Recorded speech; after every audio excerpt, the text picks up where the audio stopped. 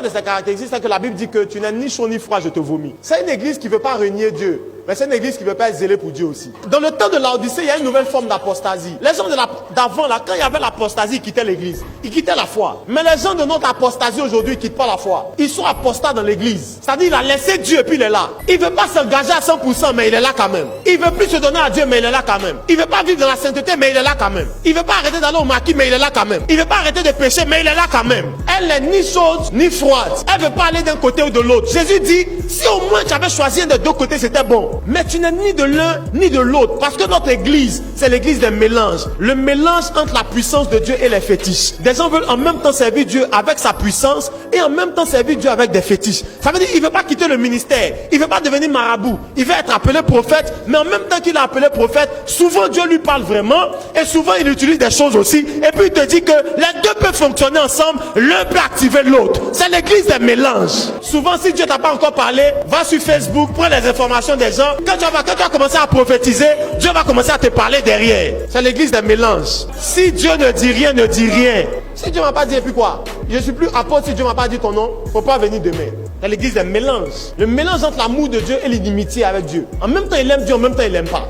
Les fidèles qu'on a aujourd'hui dans nos églises, nous-mêmes, on ne les comprend pas. C'est-à-dire que tu regardes juste quand tu dis qu'il aime Dieu ou bien il n'aime pas. C'est l'église qui mélange les stratégies humaines avec les inspirations du Saint-Esprit. Si le Saint-Esprit va donner une orientation, bon, on peut quand même faire comme ça. Si on fait comme ça, on fait comme ça, on fait comme ça, l'église va se remplir. Regarde, tu prends un gars, tu fais comme s'il était paralytique. Quand il rentre dans la salle, il fait comme s'il boite. Je déclare, il se lève, tu vois, tout le monde va venir. Et puis c'est l'église où ceux qui veulent faire les choses bien avec Dieu, c'est eux qui paraissent comme s'ils sont pas normaux. Si tu dis je vais attendre le temps de Dieu, si Dieu m'a élevé, il m'a élevé. S'il m'a pas élevé, il m'a pas élevé. Toi tu n'es pas normal. On dit toi tu veux pas être élevé. Si Dieu te lève pas pour payer abonner Instagram, tu vas devenir populaire. Ah, toi aussi. C'est l'église que Simon le magicien croyait avoir rencontré. Si le Saint-Esprit t'a pas donné le don, tu peux acheter. L'église des connexions. Si tu n'as pas jeûné, tu n'as pas prié, tu t'es connecté à une grâce, la grâce va t'affecter sans jeûne et sans prière.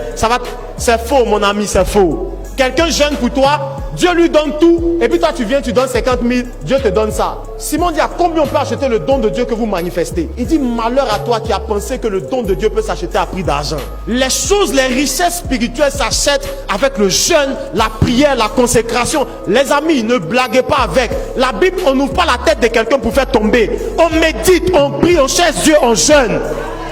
Dieu ne te parle pas parce que tu es connecté à tel. Dieu te parle parce que tu le cherches. C'est l'église où on pense que les choses des hommes peuvent remplacer les choses de Dieu. C'est pour ça qu'il dit à cette église, tu penses que tu es riche. Parce qu'on pense que dans notre génération, l'argent peut tout acheter. Regarde, si tu as l'argent, l'onction ne fait pas tout, hein. Il faut avoir l'argent, tu vas voir, les gens vont remplir ton église tout de suite. L'argent sans onction, ils sont beaucoup à Abidjan, ils sont beaucoup à travers le monde. L'argent sans onction, ils exposent leur voiture, ils exposent leur voyage, ils exposent leur maison, ils exposent leur argent, ils exposent ce qu'ils ont comme vie. Mais au-delà de la vie luxueuse qu'ils ont, il n'y a aucune manifestation de l'esprit, ni dans ce qu'ils disent, ni dans ce qu'ils font. Il faut travailler. Dieu élève chacun en son temps. L'église des mélanges. C'est l'église qui pense qu'elle est riche, pourtant elle est pauvre. Qui pense qu'être riche, c'est avoir des biens. C'est une église arrogante.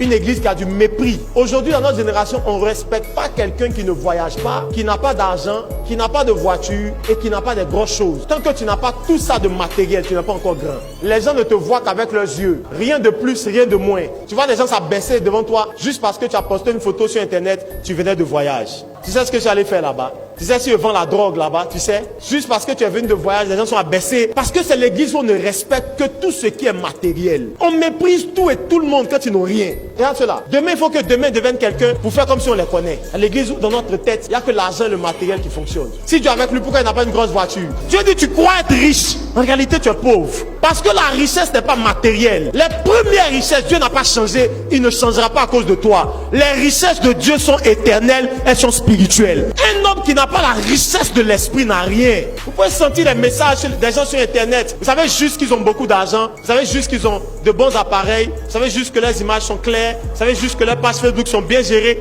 Mais vous les écoutez, en réalité, en bas, il n'y a rien. Absolument rien. Des gens qui sont jeunes, plus jeunes que nous peut-être, qui veulent servir Dieu.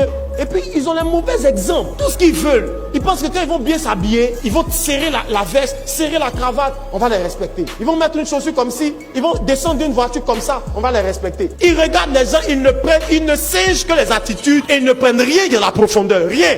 C'est une église arrogante. Mais en même temps qu'elle est arrogante, elle est ignorante. Beaucoup de gens parlent, très peu de gens ont des choses à dire. Tu vas dire, Seigneur, pendant que je lève la voix ce soir, ne permets pas que je m'égare loin de toi. Élève ta voix s'il te plaît.